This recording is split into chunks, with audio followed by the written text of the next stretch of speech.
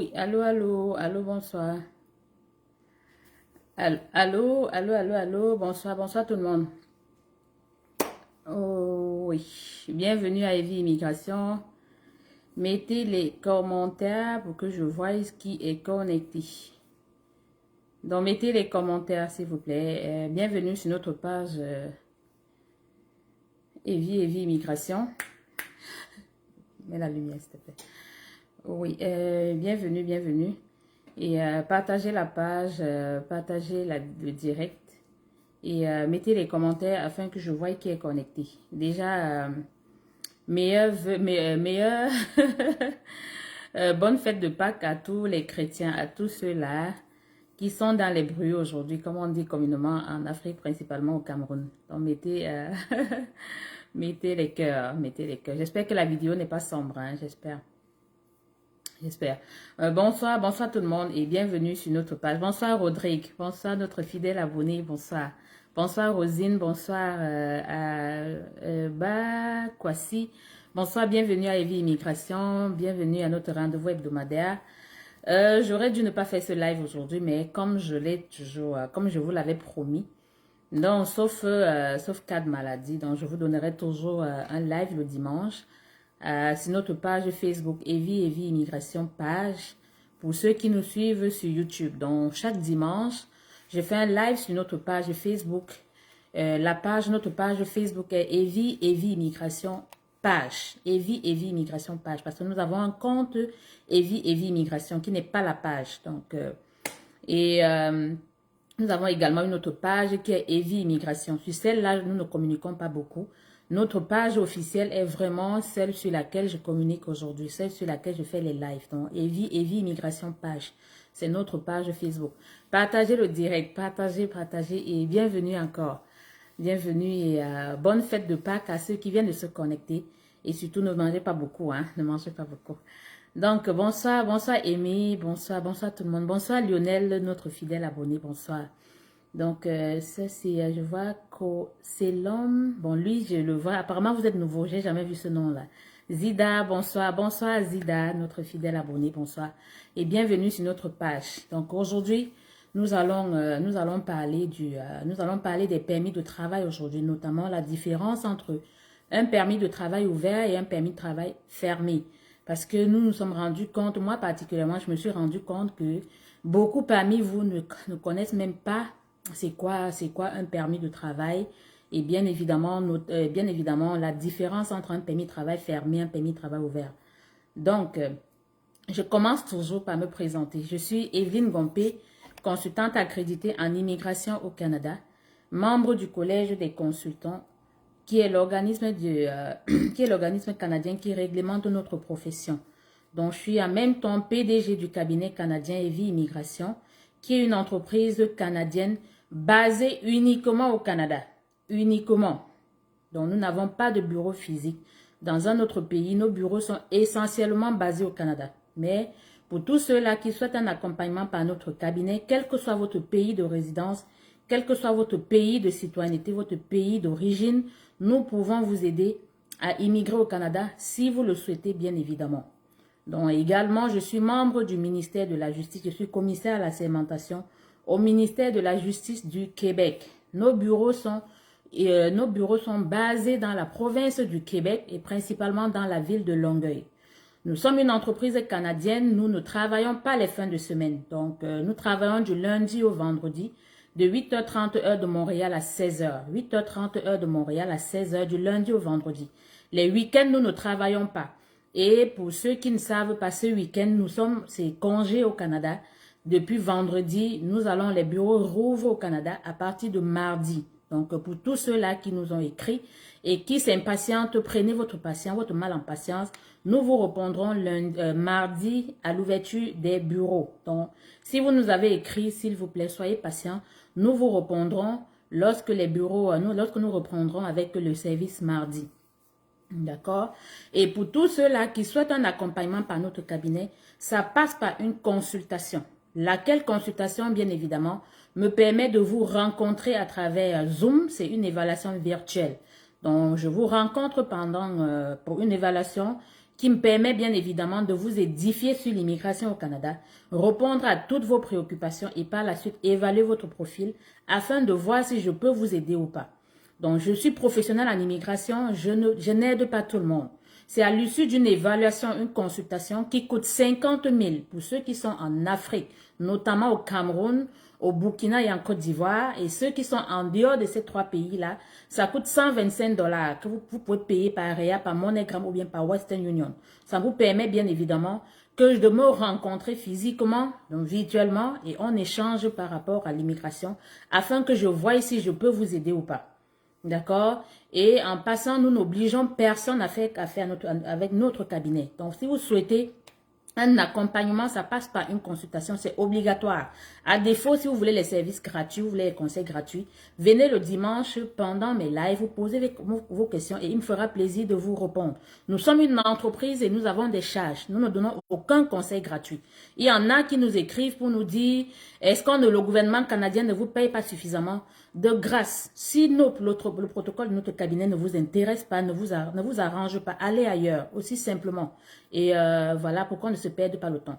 Donc, tous ceux-là qui nous écrivent, ils nous disent non, on veut connaître le coût avant de nous engager. Nous ne donnons aucun prix parce que les programmes d'immigration au Canada sont variés et ils sont nombreux. Nous avons au Canada près de 125 programmes d'immigration.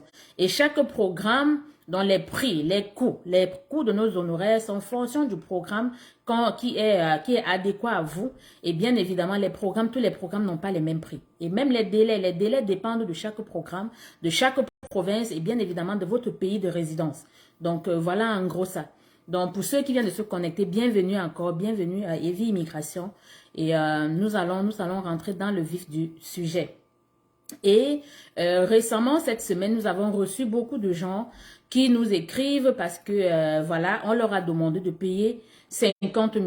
Si vous ne voulez pas payer 50 000, ne nous écrivez pas, ne nous écrivez pas pour nous demander, pour nous poser vos questions. Si vous nous posez une question, si vous nous sollicitez, on va vous demander de payer parce que nous ne donnons aucun service gratuit.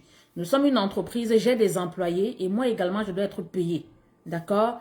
Donc, c'est ça le protocole du cabinet. Pour ceux qui sont au Canada, vous pouvez payer directement sur notre compte bancaire par virement Interac. Donc, vous payez directement, c'est 125 $ plus taxes pour ceux qui payent au Canada. Donc, voilà le protocole du cabinet. Donc, bonsoir encore et bonsoir, bienvenue Tiffany, notre fidèle abonnée. Rachel, bonsoir, bonsoir, bonsoir et asseyez-vous convenablement. Donc, aujourd'hui, le thème d'aujourd'hui, c'est les permis de travail fermés, les permis de travail ouverts. Donc, il faut bien que vous compreniez ce que c'est. Donc, pour parler de permis de travail au Canada, il faut que vous ayez trouvé une entreprise au Canada qui vous a embauché. Ça commence par là. Donc, vous ne pouvez parler de permis de travail que si vous avez une entreprise canadienne qui vous a embauché. Lorsqu'une entreprise canadienne vous embauche, ok, et que vous êtes à l'international, et même si vous êtes au Canada et vous avez le statut d'étranger, l'entreprise, bien évidemment, doit répondre aux exigences du recrutement à l'international. Ce n'est pas toutes les entreprises au Canada qui peuvent recruter. Ce qu'il faut que vous compreniez, c'est vrai qu'il y a la pénurie de main-d'œuvre au Canada. La pénurie est très grande, surtout depuis la pandémie. Même avant la pandémie de COVID-19, il y avait déjà le problème de pandémie au Canada. Et avec la pandémie, la pénurie s'est accentuée. Donc, il y a une grosse pénurie de main-d'œuvre au Canada, une très grosse pénurie. Mais alors, il faudrait que vous compreniez, que vous sachiez que les emplois au Canada sont réservés aux résidents permanents au Canada et aux citoyens canadiens. D'accord? Donc, les emplois sont protégés pour les Canadiens et pour les résidents permanents. Donc, toute entreprise qui souhaite aller recruter à l'international, il faudrait bien évidemment qu'elle réponde aux exigences du recrutement à l'international. Donc, nous n'allons pas rentrer dans ça. Donc, il faut premièrement qu'elle réponde aux exigences et bien évidemment qu'elle fasse les démarches qui vont avec. D'accord? Il y a beaucoup d'exigences que l'entreprise doit respecter. Si elle ne respecte pas ces exigences-là, même si elle vous donne un contrat de travail, vous ne pourrez jamais avoir le permis de travail. D'accord? Donc, c'est ça. Et lorsque vous avez une entreprise vous recrute, faites les démarches qui vont avec, notamment, elle vous fait une offre d'emploi, on va faire la demande de l'étude d'impact sur le marché, qu'on appelle communément l'EIMT, et par la suite, on va faire la demande de permis de travail si l'EIMT est positif. D'accord? Le IMT ne concerne pas l'employé. Ça concerne l'entreprise qui vous embauche. Comme je vous ai dit, les entreprises, les emplois au Canada sont réservés aux Canadiens. Donc, lorsqu'on fait une IMT, c'est pour évaluer l'entreprise qui veut vous embaucher. C'est pour que le ministère de l'Emploi vérifie si, bien évidemment, l'entreprise respecte les exigences qui vont avec et qui respectent les exigences pour recruter à l'international. Donc, l'entreprise est évaluée par le ministère de l'Emploi. D'accord? C'est ça qu'on appelle le IMT. Donc, on fait une demande de IMT, d'étude d'impact sur le marché, qu'on soumet au ministère de l'Emploi. Lequel ministère de l'Emploi va vérifier la conformité de l'entreprise, la légitimité, vérifier si l'offre d'emploi est valide, si l'offre d'emploi répond aux exigences, vérifier bien évidemment que l'entreprise a fait toutes les démarches au Canada pour trouver un citoyen canadien ou un résident permanent et n'en a pas trouvé. D'accord? C'est à ce moment-là que, si toutes les conditions sont réunies, on va lui approuver sa demande de IMT et par la suite, on va faire la demande du permis de travail qui vous concerne. Le IMT ne vous concerne pas. Ça concerne l'entreprise. OK? Et lorsque le IMT a été approuvé par le ministère de l'Emploi, on appelle Service Canada, a été accepté. À ce moment-là, avec l'acceptation du ministère de l'Emploi, on va faire votre demande de permis de travail. Lequel permis de travail va être un permis de travail fermé. Donc, un permis de travail fermé, c'est un permis de travail qui vous lie à une entreprise. Donc, toute personne qui vient au Canada travailler dans une entreprise canadienne, donc qui a été recrutée par une entreprise canadienne, va recevoir une demande de permis de travail fermé. Pourquoi on appelle permis de travail fermé? Parce que lorsque vous arrivez au Canada, au contrôle, lorsque vous passez le contrôle, on vous délivre le permis de travail et sur le permis de travail, il y a le nom de l'entreprise. Et lorsque votre permis de travail est fermé, il y a le nom de l'entreprise pour laquelle vous êtes venu travailler au Canada. Donc, vous ne pouvez travailler ailleurs. Vous ne pouvez pas travailler ailleurs avec ce permis de travail-là. Vous ne pouvez travailler qu'avec l'entreprise pour laquelle vous êtes venu. Vous ne pouvez pas travailler ailleurs. C'est ça le permis de travail fermé. Et lorsque vous arrivez au Canada, vous avez l'obligation de ne travailler qu'avec cette entreprise-là. Excusez-moi pour la tautologie, c'est pour que vous compreniez très bien les enjeux du permis de travail. Et si, admettons, l'entreprise pour laquelle vous êtes venu, d'accord, une fois que vous êtes au Canada, au bout d'une semaine, de 2 semaines, de 6 mois, l'entreprise vous congédie, vous licencie, vous ne pouvez plus travailler dans aucune entreprise avec ce permis de travail-là. Vous ne pouvez plus. Vous arrêtez immédiatement de travailler et vous ne pouvez plus travailler ailleurs. Pour recommencer à travailler ailleurs, il faudrait encore que vous trouviez une entreprise qui va vous embaucher, qui va faire le même processus que la première entreprise. Donc, qui va faire le IMT et vous allez refaire une autre demande de permis de travail sur laquelle, lorsqu'on va délivrer la nouvelle demande de permis de travail, le nouveau permis de travail, on va également écrire le nom de l'entreprise, de la deuxième entreprise qui vous a embauché. Voilà ce qu'on appelle le permis de travail fermé. Le permis de travail est lié à une entreprise. Donc, voilà. Et pour ceux-là qui nous écrivent, qui disent, ils sont à l'international, nous voulons un permis de travail ouvert. Vous ne pouvez pas être à l'international. Vous obtenez un permis de travail ouvert. La seule exception, c'est l'exception selon la dispense C47. Donc, les gens qui accompagnent ceux qui viennent avec un permis de travail fermé. Je prends un exemple. On a Elvira, a trouvé une entreprise au Canada qui l'embauche. Elvira viendra au Canada avec un permis de travail fermé. Et si elle est mariée, elle a son conjoint, si son emploi est dans la CNP 0, dans la CNP 0A, A ou B, ou parfois C, à ce moment-là, vous qui l'accompagnez, son conjoint ou bien son époux, vous allez faire une demande de permis de travail avec la dispense C47. D'accord? La dispense vous autorise à demander un permis de travail ouvert. Il est ouvert pourquoi? Parce que vous accompagnez votre mari qui vient au Canada avec un permis de travail fermé.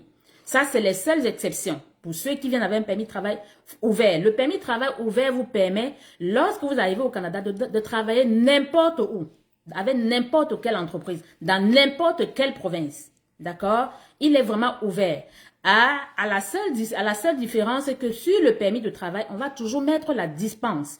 Par exemple, pour ceux, par exemple, qui viennent avoir un permis de travail, vous ne pouvez pas arriver au Canada, vous travaillez avec une entreprise qui fait dans le commerce de sexe, qui fait dans le proxénétisme. Vous ne pouvez pas travailler dans ces entreprises-là.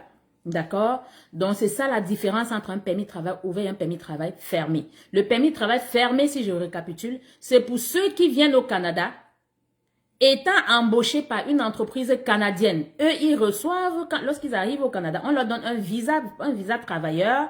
Et lorsqu'ils arrivent au Canada, après le contrôle, si tout se passe bien, on va leur délivrer un permis de travail fermé. Permis de travail qui est lié à l'entreprise pour laquelle vous êtes venu.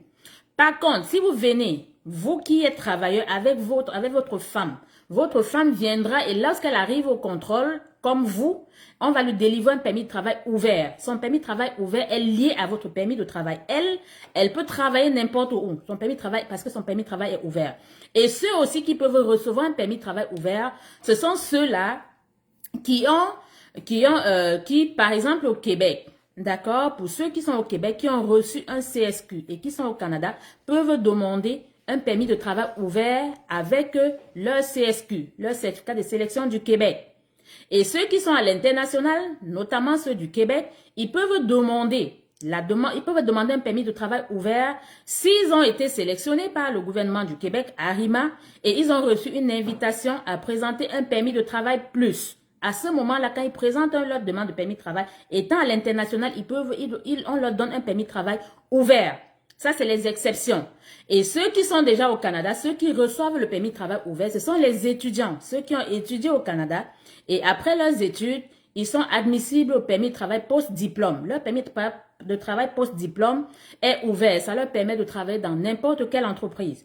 Et pour ceux également qui sont au Canada, notamment par exemple des travailleurs étrangers, ceux qui avaient les contrats de travail, après une certaine période de travail, notamment la durée dépend du type d'emploi pour lequel vous venez au Canada. Certains, après 1 an, sont admissibles au programme de l'expérience québécoise. À ce moment-là, lorsque vous êtes admissible, vous changez de permis. Lorsque vous présentez votre demande de résidence permanente sous le programme de l'expérience québécoise, vous êtes admissible à un permis de travail ouvert. Donc, vous sortez du permis de travail, même si votre contrat de travail court encore avec l'entreprise, parce que vous avez déjà accumulé une année d'expérience professionnelle au Canada selon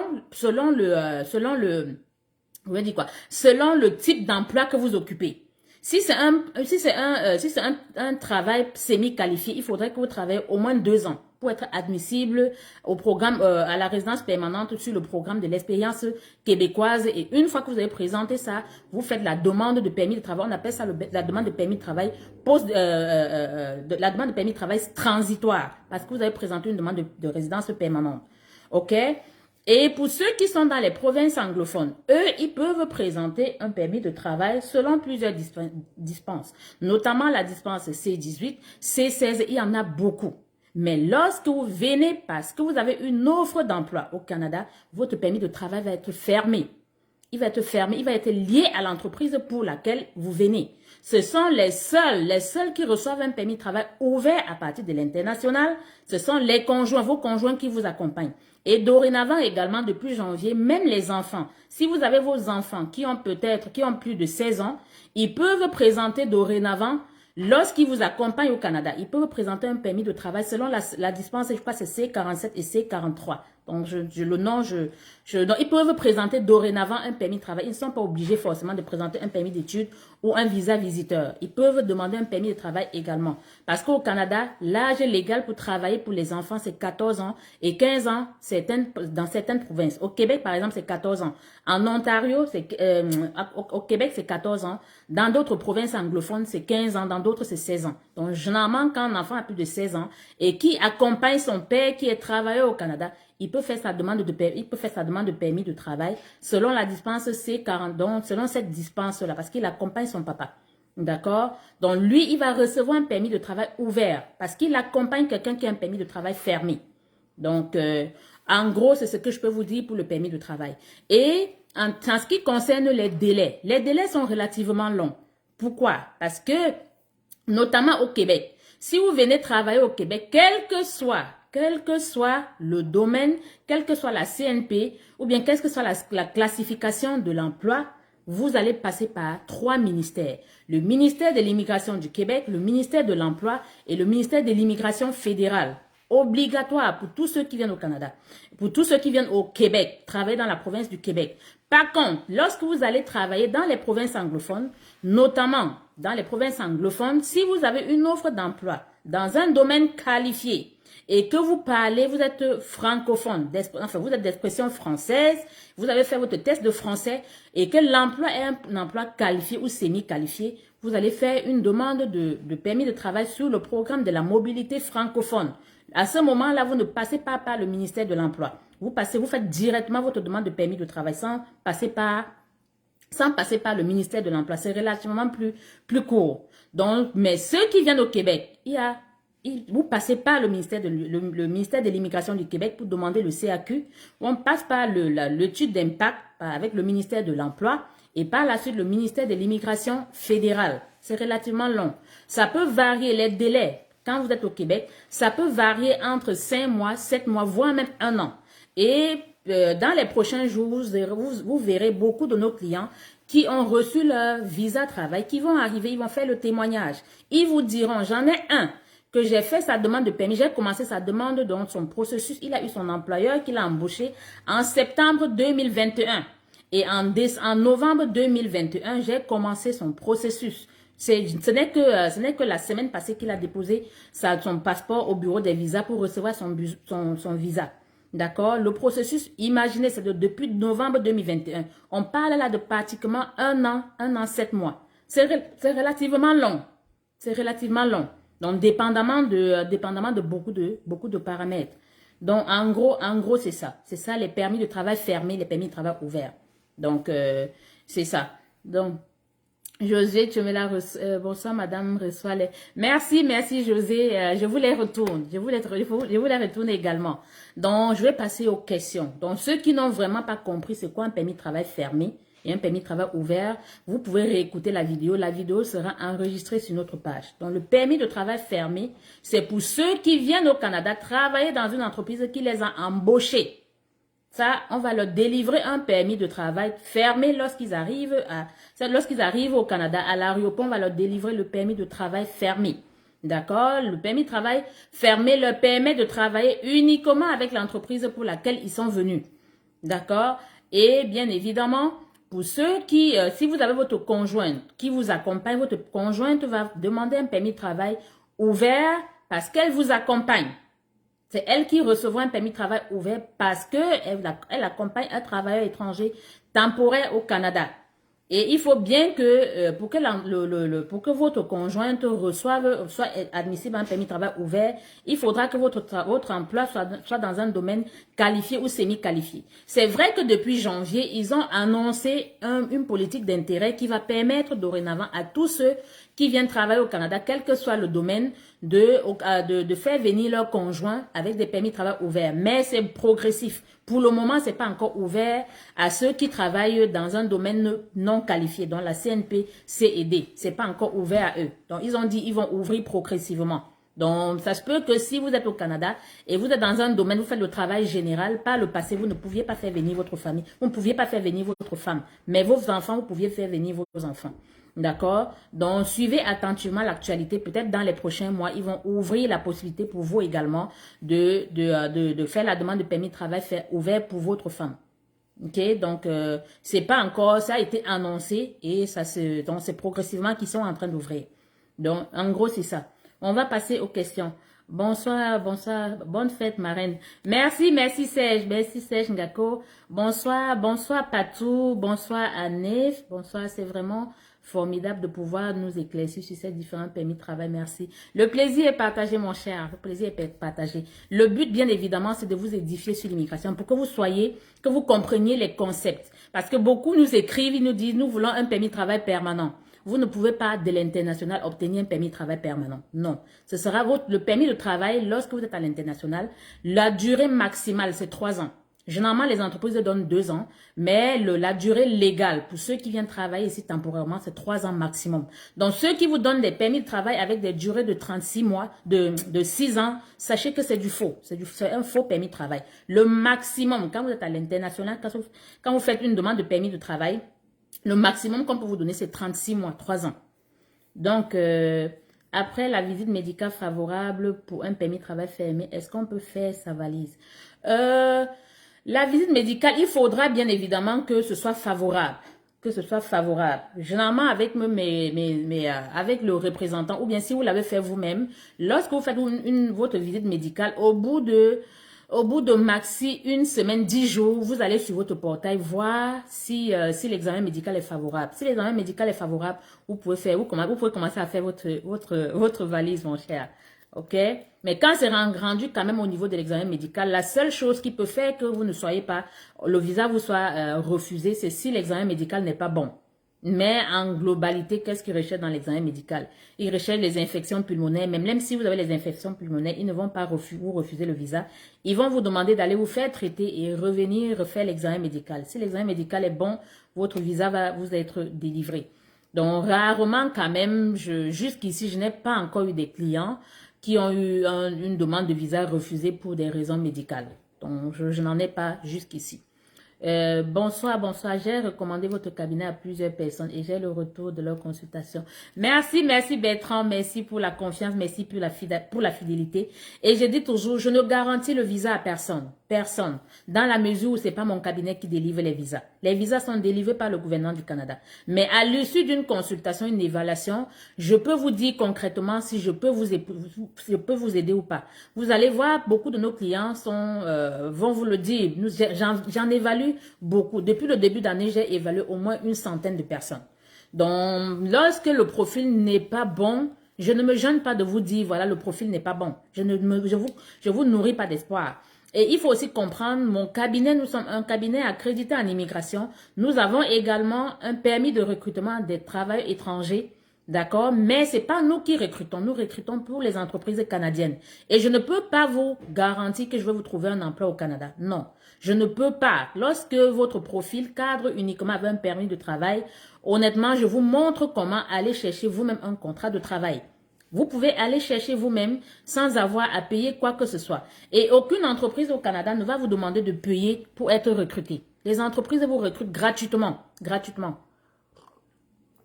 Voilà, il y a les mêmes questions. Comment joindre votre cabinet? Monsieur, nous avons remarqué que j'ai rien contre vous. La plupart n'aiment pas lire. Dans la description de chaque post que nous mettons, on met nos contacts.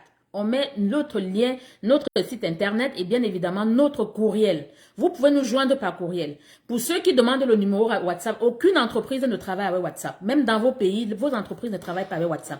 Donc ne pensez pas que si vous voulez communiquer directement avec nous, appelez-nous directement. Faites un appel direct à partir de l'international. Vous allez parler avec nous. Mais les gens qui s'attendent à appeler sur WhatsApp, aucune entreprise ne travaille avec WhatsApp. WhatsApp, c'est uniquement pour ceux qui veulent payer et pas d'appel. Vous leur écrivez pour leur dire, je souhaite payer, quelles sont les coordonnées bancaires sur lesquelles nous payons. Et le suivi, pour ceux qui ont signé, oui, on échange avec eux sur WhatsApp. Mais pour ceux qui viennent là parce qu'ils veulent nous appeler pour qu'on leur explique les processus, ça ne marche pas. Nos services sont payants. C'est payant. Et si vous voulez un accompagnement, ça passe par une consultation, c'est obligatoire. La consultation, ça coûte 50 000 pour ceux qui sont au Cameroun, en Côte d'Ivoire et au Burkina, parce que nous avons des représentants là-bas, lesquels représentants ne peuvent pas vous donner des conseils. Ils sont là uniquement pour vous orienter et vous mettre en confiance. Nous en avons un au Burkina, un au Cameroun et un récemment en Côte d'Ivoire. Donc, tous les paiements sont faits sur un compte bancaire. Tous les paiements. Nous n'acceptons pas les Orange Money ni les Mobile Money. Aucun. D'accord? Donc, ça c'est bonsoir, monsieur Tamo. Bonsoir, abonnez-vous à la page. Je constate que vous êtes nouveau et abonnez-vous s'il vous plaît. Jacques Atu, s'il vous plaît, le contrôle médical recherche quoi spécifiquement? Vous savez, l'examen médical vise bien évidemment à protéger le système de santé canadien. Notre santé au Canada nous est tellement chère qu'on ne voudrait pas que vous venez, vous étrangers, vous arrivez au Canada et que vous nous infectez. Qu'est-ce qu'on recherche là-dedans? On recherche les maladies qui pourraient être contagieuses. On recherche également des maladies qui pourraient causer un fardeau excessif au système de santé au Canada. Le fardeau excessif, c'est quoi? C'est la prise en charge, c'est une prise en charge qui ne doit pas dépasser 23 000 $. Si, par exemple, vous avez une maladie qui, une fois au Canada, par année, votre traitement va coûter plus de 23 000 $, votre demande de visa va être refusée parce que vous allez constituer un fardeau excessif selon l'article 39 de la loi sur l'immigration.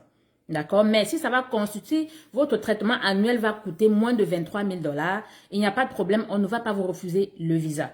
Qu'est-ce qu'on regarde? C'est ces maladies-là, notamment les gens qui ont le cancer, les gens qui ont le diabète de type 2, les gens qui ont l'hépatite. Il y a des maladies qui sont chroniques ou bien des gens qui vont être dépendants du système de santé de façon permanente. De façon permanente. Les enfants parfois qui sont malades, qui ont des malformations, qui vont être suivis à vie. Donc, si ces enfants-là vont constituer un fardeau excessif à toute la famille, on va refuser. Ça emporte interdiction de territoire selon l'article 39 de la loi sur l'immigration, motif sanitaire. Donc, ça, c'est en gros ce que je peux vous dire. Le sida, par le passé, n'était pas accepté, mais depuis 2018, après nos recours, nos multiples recours, le sida, par exemple, dorénavant, le VIH est dorénavant accepté, à condition que vous ne fassiez pas la maladie. Mais pour ceux qui ont le VIH, n'ayez pas peur, n'ayez pas peur. Si vous avez le VIH, vous pouvez venir au Canada. Si vous n'êtes pas malade, si vous ne faites pas la maladie. Donc, j'en ai des clients qui ont, les demandes de visa ont été acceptées, qui ont le VIH. Ce qu'il faut comprendre, c'est que lorsque vous avez le VIH, lorsque vous allez faire votre examen médical, il faut toujours le dire au médecin. N'ayez pas peur. Et de grâce, le VIH n'est pas une maladie honteuse. C'est une maladie comme toute autre. Ne soyez pas gênés de dire aux gens, de dire haut et fort que vous avez le VIH. Vous ne l'avez pas bu dans l'eau. D'accord? C'est pas une maladie de honte. Lorsque vous allez faire votre examen médical, dites toujours au médecin, voilà, j'ai le VIH. Il va vous soumettre à des examens complémentaires. OK? Pour rechercher si vous faites la maladie. Si vous ne faites pas de maladie, soyez sûr que votre demande de visa sera acceptée. Donc, ça, c'était pour une précision. Bonsoir, madame. Quelle est la durée pour la lettre de dépôt de passeport après la visite médicale favorable? Permis de travail fermé.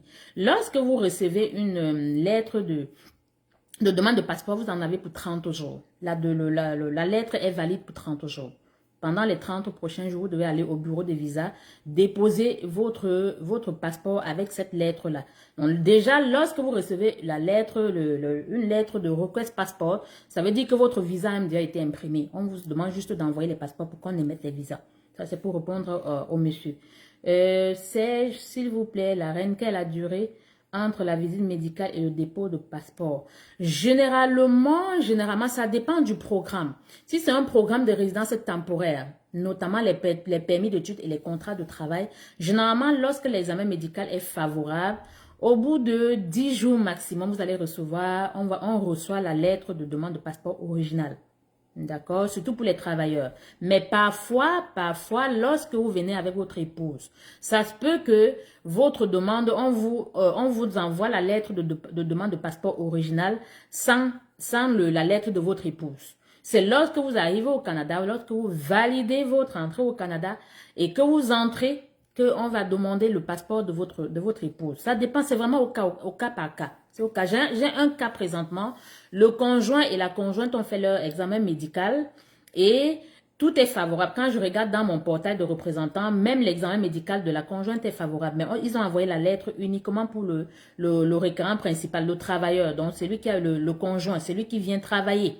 Donc, là, j'attends. Lui, son visa a été délivré la semaine passée. C'est quand, lorsqu'il va arriver ici, certainement, qu'on va envoyer la lettre de demande de passeport original à sa conjointe. Mais l'examen médical de la conjointe est favorable. Donc, il n'y a pas de question, il n'y a pas de raison que son visa ne soit pas délivré. Ils attendent juste que le travailleur arrive au Canada et commence à travailler, bien évidemment, pour qu'on délivre on demande le passeport original de la conjointe.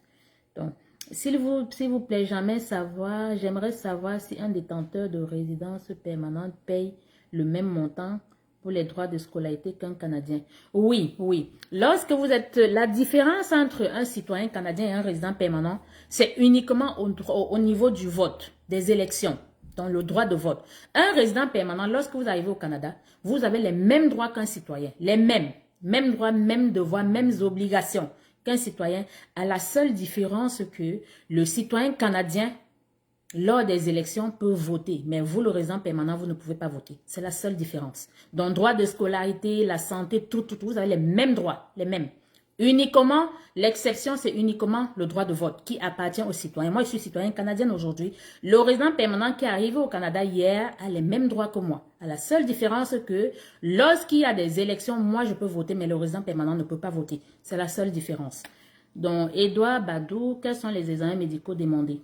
Monsieur, j'ai dit tantôt, l'examen médical vise bien évidemment à regarder si vous n'avez pas une maladie qui pourrait causer un fardeau excessif au Canada. Et bien évidemment, si vous n'avez pas une maladie qui peut être infectieuse. Donc, on va vous faire des prises de sang, les prises d'urine, on va vous faire la radio du thorax. Donc, c'est ce qu'on recherche dans ces maladies-là. Si vous voulez en savoir davantage, je ne vais pas répéter la même chose, vous réécoutez la vidéo après. OK? Donc, ça, c'est pour Édouard Boidou. Bertrand Bateau, madame, est-ce possible d'avoir un visa travailleur inférieur à 2 ans? 1 an, alors que le contrat de travail mentionne 2 ans. Oui, vous pouvez avoir on peut vous délivrer un permis de travail d'1 an. Pourquoi? Si votre passeport, la validité de votre passeport est à moins de 2 ans, on va vous délivrer un permis. Parce qu'on ne peut pas vous donner un visa qui dépasse la durée, la validité du passeport. Je prends un exemple. Monsieur Bertrand a un passeport qui va expirer nous sommes en avril 2024 et qui a sa demande de permis de travail, je veux dire, il a fait une demande de visa et son permis son emploi, je veux dire, le contrat de travail est valide pour 2 ans. On ne va pas lui donner un permis de travail on va pas lui donner un visa de 2 ans. On lui donnera juste pour 1 an parce que la validité du passeport, c'est 1 an. Moi, dans les cas, mes clients, si vous êtes mon client, je vais vous demander d'aller refaire un autre passeport.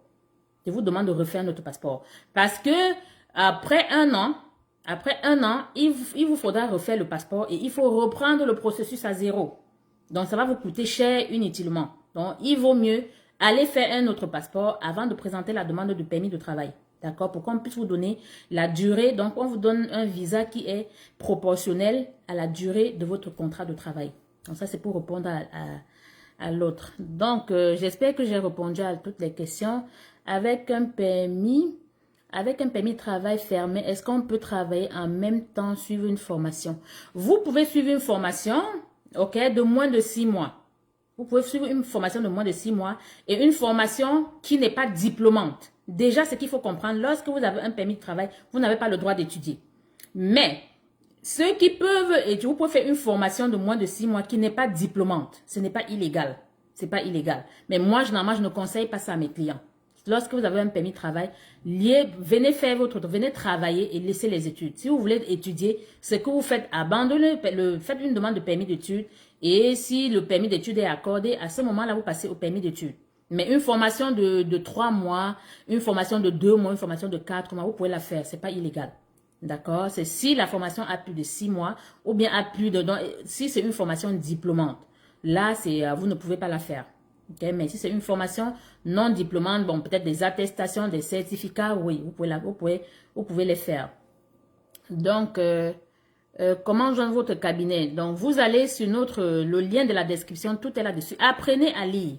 Vous avez un véritable problème. Vous ne voulez pas lire. Il y a certains là, on met le post, on dit le live de dimanche, on met la date, l'heure. Il y en a qui demandent c'est à quelle heure, c'est quand. Parce que vous ne voulez pas lire. Et c'est comme ça que vous vous faites arnaquer au quotidien. On vous donne des documents. Vous posez des questions alors que dans le document, dans le contenu du message, ça répond à toutes les questions. Et c'est la même chose. Même beaucoup de gens nous écrivent pour nous dire, voilà, lorsqu'ils nous écrivent pour dire, voilà, nous voulons venir au Canada, on leur dit, si vous souhaitez un accompagnement par notre cabinet, ça passe par une consultation, une évaluation d'une durée de, on vous donne dans le message qu'on vous donne, tout est contenu là-dedans. Et on vous dit, si vous souhaitez payer, vous payez parce que vous voulez. Personne ne vous oblige. Evie Immigration en passant ne va jamais vous écrire. Jamais vous écrire sans que vous nous ayez contacté. Nous ne vous connaissons pas. Et je dis toujours à tous mes clients, vous n'êtes pas obligés de faire affaire avec notre cabinet. Au Canada, là, nous sommes près de 12 000 professionnels. 12 000. Si le protocole de notre cabinet ne vous arrange pas, allez ailleurs. Aussi simplement. Sans rancune. Et même certains, lorsque je les évalue, à la fin, je leur donne le programme auquel ils sont éligibles avec les conditions qui vont avec et les modalités de paiement. Si vous trouvez que les modalités de paiement de notre cabinet ne vous arrangent pas ou bien que nous sommes trop chers, au moins vous avez été édifié et vous pouvez aller ailleurs. Aussi simple, on ne force personne. Déjà, nous sommes débordés et je tiens encore à présenter toutes nos excuses à ceux-là qui nous écrivent au quotidien et à qui nous n'avons pas répondu. Nous recevons un très gros volume de messages et lorsque vous nous écrivez, s'il vous plaît, si au bout de 72 heures ouvrables, nous ne vous avons pas répondu, s'il vous plaît, réécrivez, que ce soit sur WhatsApp pour ceux qui veulent payer, que ce soit par mail. Si on ne vous a pas répondu, au bout de 72 heures, 3 jours, s'il vous plaît, réécrivez. On va vous répondre. Donc, c'est en gros ça. Et encore, nous avons beaucoup de nos clients qui, lorsqu'ils ont obtenu leur visa, ils nous abandonnent. Ils nous disent, oh, Evie Immigration, on n'a plus besoin de vous. Tous de nos clients, tous ceux de nos clients qui ont reçu leur visa et qui s'hasardent à venir sans se faire coacher par notre cabinet par rapport au contrôle, lorsque vous arrivez à l'aéroport, si vous avez n'importe quel problème, n'appelez pas Evie Immigration. Parce que vous êtes tellement ingrat que lorsque on vous accompagne, dès que vous obtenez le visa, vous ne nous appelez même pas pour nous dire, voilà, on a retiré notre... On sait qu'on vous envoie la lettre de passeport original. On sait que vous avez déposé votre passeport pour recevoir le visa. Dès que vous recevez le visa, vous ne nous écrivez même plus pour dire, voici la copie de votre visa. Lorsque vous nous donnez la copie de votre visa, ça, surtout pour les résidents permanents, ça nous permet de terminer votre processus de demande de résidence permanente. Certains là, lorsqu'ils ont reçu leur passeport, lorsqu'on leur écrit, ils ne répondent même plus. Et c'est lorsqu'ils arrivent à l'aéroport ici, ils sont dans le troupe qui nous contactent. Donc, il faut bien comprendre que nous sommes là, nous ne sommes pas vos rivaux. Nous ne sommes pas vos adversaires. Lorsqu'on vous accompagne jusqu'à ce que vous obtenez votre visa, rappelez-nous au moins pour nous dire, voilà, voici la copie de visa. Ça ne va rien enlever dans votre visa. Ça ne va rien enlever, rien du tout. Et mes clients, c'est vrai que dans le contrat qui nous lie, c'est jusqu'à ce que vous obtenez le visa. Après le visa, là, le contrat est fini. Mais mes clients, j'ai le souci, il faudrait que vous entrez au Canada parce que certains comprennent, ils se disent que le visa garantit l'entrée au Canada. Le visa est un titre de voyage. Il faut bien que vous compreniez. Lorsqu'on vous donne le visa, ça ne garantit pas que vous allez arriver au Canada. Que vous allez arriver au Canada et entrer. Lorsque vous arrivez au Canada, il faut passer un contrôle. Il faut passer un contrôle. C'est à l'issue du contrôle que l'agent des services frontaliers va vous accepter ou vous refouler. Et nous avons plusieurs qui ont été refoulés ces jours-ci. Parce que, bien évidemment, lorsqu'ils ont reçu leur visa, on leur écrit, ils ne répondent plus parce qu'ils se disent non, on a déjà eu ce qu'on voulait. Et voilà. Donc, ça, c'est une mise en garde à ceux-là qui se disent que, qui sont tellement sûrs d'eux, qui se disent après qu'ils ont reçu le visa, ça garantit l'entrée au Canada. Non. Si vous faites affaire à un professionnel, demandez toujours, avant de voyager, cherchez à parler avec le professionnel pour qu'il vous donne les conseils. Les conseils liés au contrôle lorsque vous allez arriver au Canada. D'accord? Donc, ça, c'était une parenthèse. Est-ce qu'il y a des questions auxquelles je n'ai pas... Nathalie, bonsoir, merci pour les cœurs, merci. J'espère que j'ai répondu.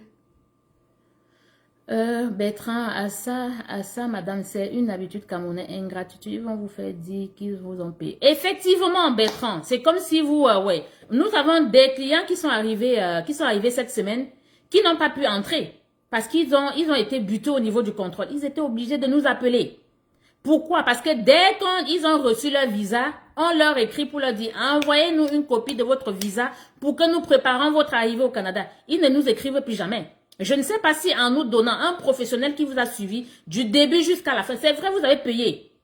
Est-ce que parce que vous avez payé, ça vous garantit que vous allez arriver au Canada? Non.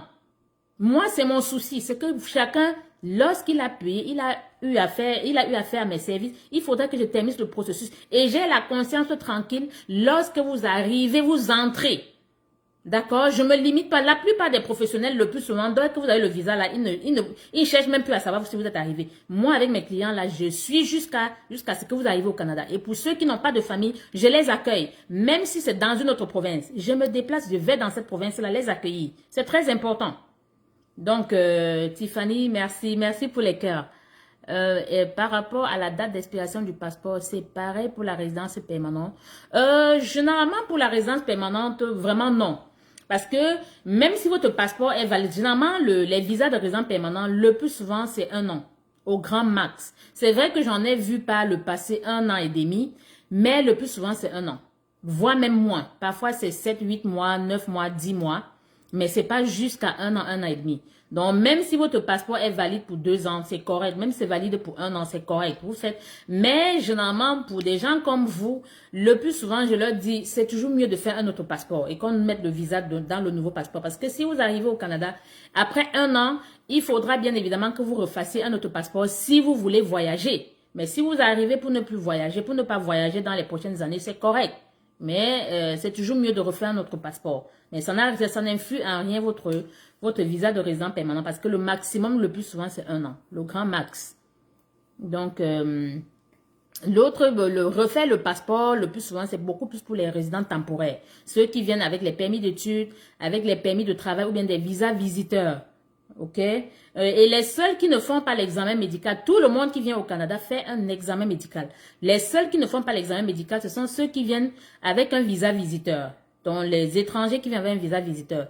Mais pour les parents, les super visas pour les parents et grands-parents, si votre mère, vous faites une demande de super visa pour votre mère ou bien pour votre père ou bien votre grand-mère, ils vont faire l'examen médical. C'est obligatoire. Donc, les seuls qui ne font pas l'examen médical pour venir au Canada, ce sont les visiteurs. Tout le reste l'a fait l'examen médical. Tout le monde. Étudiants, travailleurs, résidents permanents, toute autre catégorie. OK?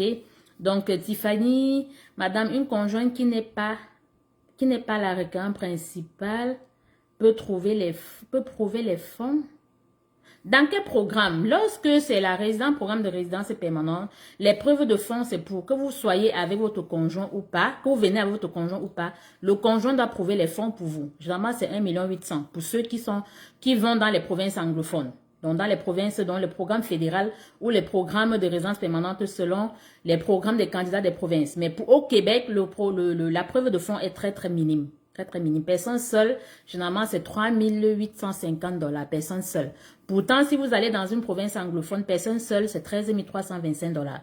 D'accord? Et c'est fonction de la taille de votre famille. Donc, si vous êtes une famille de 5, de 6, et vous allez dans un programme des candidats dans une province autre que le Québec, soyez sûr que vous allez prouver les fonds. Ça va être des millions et des millions. D'accord? Même si vous ne venez pas avec votre conjoint. Donc, si vous êtes marié avec des enfants, même si vous ne venez pas avec vos enfants, vous devez prouver les fonds également pour eux. Et même au Québec aussi, même si vous ne venez pas avec votre... Il faut comprendre que la capacité financière est fonction de la taille de la famille. Donc, même si que vous venez avec votre famille ou pas, vous devez prouver les fonds également pour eux. Les seuls qui ne prouvent pas les fonds, ce sont ceux qui viennent avec les contrats de travail. Ils viennent seuls. Mais si vous venez avec votre conjoint, avec vos enfants, vous devez prouver quand même que vous avez de l'argent. Généralement, c'est autour de 4 000, 5 000, au moins l'argent pour l'installation. D'accord? Si vous venez avec votre conjoint, avec les enfants. Mais si vous venez seul, vous n'avez pas besoin de prouver les fonds. Mais moi, toujours, je demande à mes clients de prévoir au moins 2 000 $. De prévoir toujours. OK? Au cas où, parce que les agents des services frontaliers, ils sont très, très nébuleux. Et c'est vraiment à la tête de chaque client. Il y en a certains qui sont arrivés parce qu'ils venaient avec 1, 2 enfants. On leur a demandé la preuve de fonds. Mais lorsque vous venez tout seul, ils ne vont pas vous demander la preuve de fonds. Vous n'avez pas besoin. Permis de travail pour soudeur. Monsieur, je ne recrute pas. Vous qui venez mettre permis de travail pour soudeur, je ne suis pas une entreprise qui recrute au Canada. Si vous voulez les permis de travail, allez chercher vous-même. Evie Immigration ne recrute pas. D'accord? Donc, arrêtez de venir nous dire permis, je veux le permis de travail. D'ailleurs, à Evie Immigration, c'est pas le client qui dit ce qu'il veut. Lorsque vous venez, je vous évalue. Tout le monde passe par une évaluation. C'est à l'issue d'une évaluation que je régale le meilleur programme pour vous. Maintenant, si vous voulez m'imposer votre façon, allez ailleurs. Aussi simple que ça. Tout le monde chez nous paye une consultation, une évaluation. Tout le monde. Tout le monde. C'est le protocole. Et maintenant, si vous pensez qu'on veut se faire de l'argent sur votre dos, ne payez pas et continuez à tourner en rond 1 an, 2 ans, 3 ans. Et voilà. Peut-être que vous tomberez sur le meilleur qui va vous faire ne rien payer. D'accord? Mais à Evie Immigration, ça se paye, la consultation. Bonsoir Dorine, bonsoir notre fidèle abonné. Donc, j'espère que j'ai... Merci infiniment pour le travail. Merci encore. Merci. J'espère que j'ai répondu à toutes les questions. Donc, j'espère. Je n'ai pas le téléphone près de moi pour voir si j'ai répondu à toutes les questions. Parce que lorsque je suis en direct, je ne sais pas, je ne vois pas toutes les questions. Je ne vois vraiment pas. Peut-on refaire mon passeport si mon visa touristique est en cours de Je ne comprends pas. Mohamed, je ne comprends pas votre question. Peut-on refaire mon passeport si mon visa touristique est en cours de processus? Si vous avez déjà envoyé votre passeport au bureau des visas, soyez sûr que le visa va être donné en fonction du passeport que vous avez envoyé. Et même si vous avez refait un autre passeport, généralement, lorsque on vous envoie déjà la lettre de passeport original, la vignette a déjà été imprimée. Donc, si vous venez avec un nouveau passeport qui est valide pour je ne sais pas combien de temps, soyez sûr qu'on va vous donner le passeport, on va vous donner le visa en fonction du passeport, la copie du passeport que vous avez mis dans le dossier lorsque vous avez fait une demande de visa. Donc, ça, c'est Moda Soleil. Merci, notre fidèle abonné. Merci encore pour les conseils que vous nous apportez. Le plaisir est partagé. Ça, c'est Michel, s'il vous plaît. Pour un visa visiteur, quelle est l'étape qui est suivie, qui suit la biométrie? Pour un visa visiteur, généralement, dans tout processus, c'est lorsque vous faites la biométrie qu'on commence à traiter le dossier. Tant que vous n'avez pas fait la biométrie, il n'y a aucun traitement. Lorsqu'on envoie un dossier, peu importe, ça peut être un dossier de résidence permanente, ça peut être un dossier de résidence temporaire. Dès qu'on commence à traiter le dossier, on va vous envoyer la lettre pour la biométrie. C'est la première étape dans toute demande de visa au Canada. Toute demande.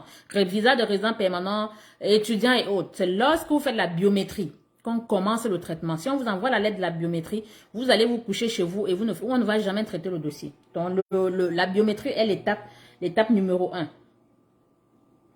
1. S'il vous plaît, madame, quelle a duré entre la visite? Je pense que j'ai répondu à celui-ci. La mère de la gloire. Merci, Isra. Merci. Permis de travail pour soudeur. J'ai répondu à Ducalo, je n'embauche pas. Si vous voulez le travail, allez chercher vous-même. J'ai fait une vidéo au mois de janvier, comment trouver le travail au Canada. Vous aimez tellement la facilité. Et lorsque vous allez venir à Evimi, moi si je vous trouve un emploi au Canada, sachez que vous allez payer. Vous allez payer parce que je ne travaille pas pour rien. Pourtant, vous avez la possibilité d'aller chercher vous-même sans rien payer du tout. Même pas un rond. Ok? Bertrand à ça, madame, c'est l'habitude. Serge, s'il vous plaît, combien de temps entre j'ai répondu? Par rapport à la date d'expiration, c'est pareil pour la j'ai répondu. Fred, bonsoir madame, je suis menuisier coffreur du BTP. Je voudrais savoir si votre cabine peut suivre mon dossier. Monsieur, je ne peux pas vous dire a priori. Il faut que je vous paye votre évaluation. Je vous évalue. C'est à l'issue d'une évaluation que je peux vous dire si je peux vous accompagner ou pas. Nous aidons tous ceux qui veulent immigrer au Canada. Si vous voulez venir visiter, étudier, travailler, résident permanent, nous offrons tous les services d'immigration parce que notre cabinet est accrédité. Et beaucoup parmi vous sont ceux-là. L'évaluation chez moi dure 2 heures de temps. 2 heures. 2 heures de temps. Pendant ces 2 heures de temps-là, j'échange avec vous, je vous édifie et je vous donne tous les détails possibles. Parmi vous là, il y en a que j'évalue. Après une semaine, ils viennent nous écrire pour nous demander c'est quoi la prochaine étape. Ça veut dire que vous n'avez rien compris de l'évaluation. Rien du tout. Et lorsque vous payez une évaluation, quand vous venez, prenez des notes. Prenez des notes parce que après que l'évaluation soit finie, votre argent est fini. Votre argent est fini. Ne nous revenez que si vous voulez signer un contrat de service professionnel pour un accompagnement formel. Si vous ne voulez pas signer, même si vous nous écrivez, on va vous dire, vous n'êtes plus client, vous n'êtes pas client chez nous, on ne vous répond pas. Il faut bien le comprendre. Si vous payez vos 50 000, il faudra bien le rentabiliser. Posez autant de questions que vous voulez, je vais vous répondre. Et vous le savez, ceux qui ont fait l'évaluation avec moi le savent. Rares sont les professionnels qui vous évaluent, que vous rencontrez. Evie Immigration, c'est moi seul qui évalue dans mon cabinet. La consultation, c'est avec moi. Mes employés ne font aucune consultation. Aucune. C'est moi seul et moi. C'est une évaluation de 2 heures de temps pour 50 000. Il y en a qui nous ont écrit pour nous dire, lorsque vous avez déjà pris 50 000, vous ne voulez plus répondre aux questions. Nous ne répondons plus à aucune question après l'évaluation. Si vous nous revenez, c'est parce que vous voulez payer vous voulez signer un contrat pour que nous vous accompagnions de façon formelle. Parce que pendant l'évaluation, on vous a donné tous les conseils. On a répondu à toutes vos préoccupations. On vous a donné tout. Vous savez tout. On vous donne tout pour que vous partez même continuer tout seul. D'accord? Donc, c'est ça. Maintenant, ceux qui pensent que on veut se faire de l'argent sur votre dos, si vous pensez que 2 heures de temps, vous savez combien coûte mon heure de travail? C'est 100 $. Mon heure de travail, c'est 100 $. Donc, 100 $ là, c'est pratiquement 50 000. Mes évaluations durent moyennement 2 heures et certains même c'est 3 heures. 3 heures. Donc, si vous pensez que payer 50 000 pour 3 heures de temps, c'est beaucoup, asseyez-vous sur les 50 000 et les 50 000 vont vous conduire au Canada. D'accord? Donc, excusez-moi d'être cru, C'est ce que beaucoup parmi vous là, ils veulent nous manquer de respect. Moi, je ne permets à personne de nous manquer de respect. Et même ceux qui, j'ai commencé le processus, s'ils nous manquent de respect, on leur rembourse. Aussi clair que ça. Donc, nous travaillons dans la courtoisie et voilà, la courtoisie, le respect doit être mutuel. Vous nous manquez de respect, allez, on vous bloque et voilà. C'est ça. Étant commercial sans diplôme, regardez, monsieur, ne venez pas me donner votre profil ici. Payez une consultation et je vais vous édifier. Ne venez pas me dire, j'ai tel profil. Le profil seul ne suffit pas. Il y a beaucoup d'éléments. Et c'est lorsque je vous évalue que vous comprendrez pourquoi est-ce que ça demande une évaluation. Je ne peux pas vous dire, il y a 125 programmes d'immigration au Canada. Vous pensez que ça se limite? Si les programmes, tous les programmes étaient les mêmes, on ne parlerait pas des programmes d'immigration. Il y a au moins 125 et chaque programme a ses exigences. Et c'est en fonction de votre profil que je vais voir avec ma loi quel est le programme qui cadre avec votre profil et vous donner les éléments d'accompagnement, les exigences, tout. Ok? Bertrand, est-ce possible? Bon, j'ai répondu. S'il vous plaît, j'aimerais savoir si un détenteur de résidence permanente paye les mêmes. Lorsque vous êtes résident permanent, j'ai répondu, lorsque vous êtes résident permanent, vous payez les mêmes frais de scolarité qu'un citoyen canadien. Donc, j'ai répondu à cette question. Madame, quelle est la durée de la lettre de dépôt de passeport? Bon, j'ai dit c'est 30 jours. Madame, je suis maintenant votre cliente. Sous le nom Yao Akissi Stéphanie. Merci infiniment. Ah oui, là, oui. Yao a signé un contrat de service professionnel avec nous. Et s'il vous plaît, pour tous nos clients, si vous respectez les exigences que je vous donne, soyez sûr que je vais vous trouver un programme pour la résidence permanente.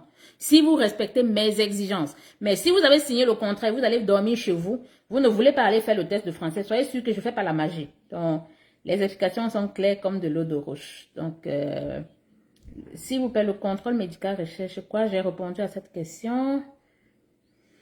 Bonsoir madame, quelle est la durée de la lettre de dépôt? J'ai dit c'est 30 jours. Je voulais savoir, même quelqu'un qui a juste le bac peut travailler. Tout le monde peut travailler au Canada, même les gens qui n'ont pas de diplôme. D'accord? Mais Evie Immigration n'embauche pas. Vous allez vous-même chercher le contrat de travail. Et c'est facile. Vous allez sur les sites, il y a les sites du gouvernement, notamment les sites, le guichet emploi. Vous allez là-bas. Pour ceux qui veulent savoir pourquoi je baisse la tête, je baisse pour lire vos commentaires afin de vous répondre. Véronica la giga. Merci Véronica. Ça fait longtemps, hein, tu as disparu de la circulation. J'espère que tu es toujours dans le décor. Bonsoir Véronica. Et merci encore. Le plaisir est partagé. Meilleure fête aussi à vous. Emmanuel, Madame Evie, quels avantages y a-t-il entre immigrer pour les études et immigrer pour travailler? Immigrer pour étudier, bon, vous venez étudier dans un programme. Vous venez faire les études. Généralement, après les études, pendant que vous étudiez, vous avez droit au permis de travail. Le permis de travail vous permet de travailler 20 heures par semaine. Pour ceux qui sont admissibles à travailler à temps plein, ce sont ceux-là qui ont fait une demande de permis de travail ou bien une prorogation avant novembre 2022. Eux, ils peuvent en 2023 jusqu'à décembre 2023 travailler à temps plein. Mais ceux qui sont arrivés en janvier là ne peuvent pas travailler à temps plein. Contrairement à ce que les gens vous disent sur la toile.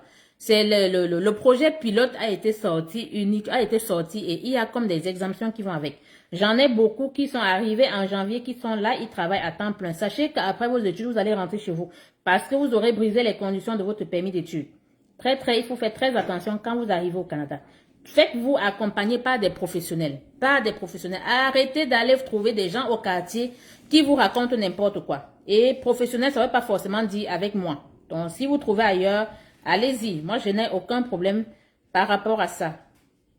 Bonsoir, c'est vraiment formidable de pouvoir nous éclaircir. Merci, le plaisir est partagé. Ceux qui demandent le numéro WhatsApp. Monsieur, nous ne travaillons, aucune entreprise ne travaille avec WhatsApp, d'accord? Donc, respectez ça. Et nous sommes ouverts, nous allons rouvrir lundi et mardi. Demain, nous sommes fermés parce que c'est férié au Canada. Merci, madame, vous êtes très... Merci, Laure, merci, c'est une de nos fidèles abonnés aussi et une cliente. Jovial, bonsoir, madame, bonne fête de Pâques à vous, merci pour tout. Hop, Jovial, le plaisir est partagé et je sens que tu es un client heureux. Et à bientôt, d'accord? Il y a des choses qu'on ne peut pas dire sur la toile, on se comprend. Merci de prendre votre temps pour nous. Merci à tu. Je suppose que j'ai répondu à toutes les questions. Si vous souhaitez un accompagnement, ça passe par une consultation, une évaluation. D'accord? La consultation coûte 50 000 pour ceux qui sont au Cameroun et 125 $, ceux qui sont au Cameroun, au Burkina et en Côte d'Ivoire. OK? Et pour ceux qui sont hors de ces pays-là, vous payez 125 $ par Réa, MoneyGram ou whatever. Vous nous contactez, vous demandez les coordonnées.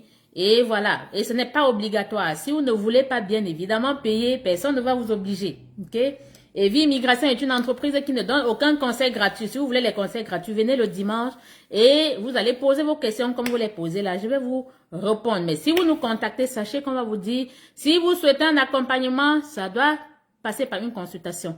Donc pour ceux, Rodrigue, tant que consultation passée, contrat signé, Evie Immigration. Wow. Ah, merci, merci Rodrigue, merci. Merci, vous savez, on a beaucoup de clients et je ne connais pas particulièrement tout le monde. Donc, merci encore pour la confiance et je peux vous rassurer que vous ne serez pas dessus.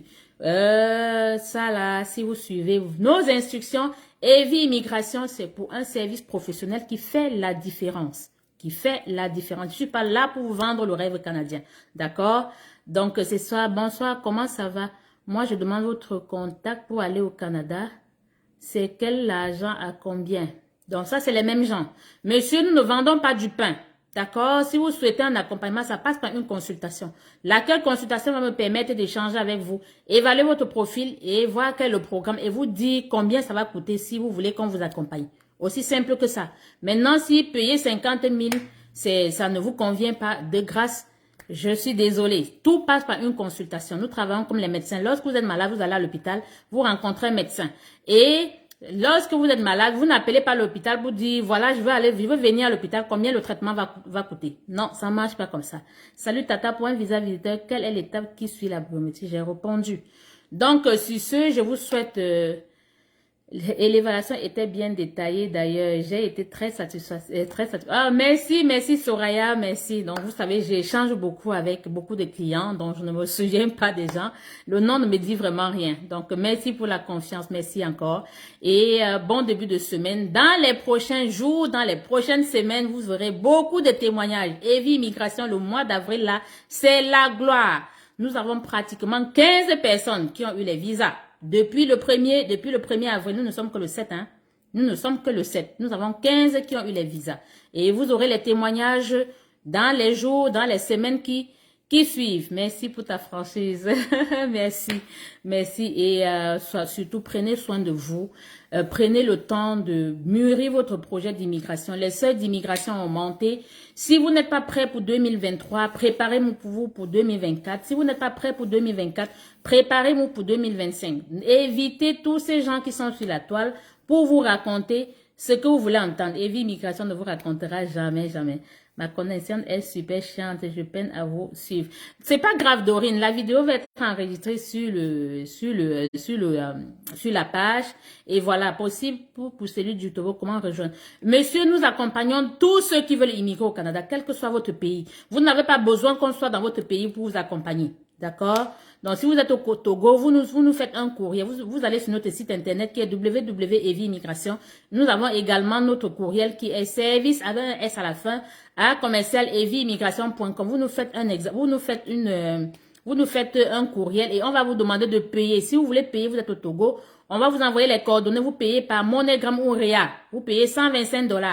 Maintenant, si vous pensez que on est là pour se faire de l'argent sur vous, pour vous arnaquer, vous ne payez rien et vous n'aurez pas de conseils. Aussi simple que ça. Le test de langue, comment ça se passe, madame? On doit commencer par la formation. Mais madame, le test de langue n'a rien à voir avec l'immigration. Le test de langue, c'est pour vous, c'est pas pour Evie Immigration. Allez faire votre test de langue. Les Français font le test de langue dans les instituts français de votre pays. C'est pas mon cabinet qui gère cette partie-là. C'est vous qui vous inscrivez. Vous allez faire vos cours préparatoires et vous passez votre test de français. Donc ça, c'était pour répondre à Rachel. Sur ce, je vous souhaite un bon début de semaine et je vous aime comme ça et à très bientôt. Donc, merci, bonne soirée.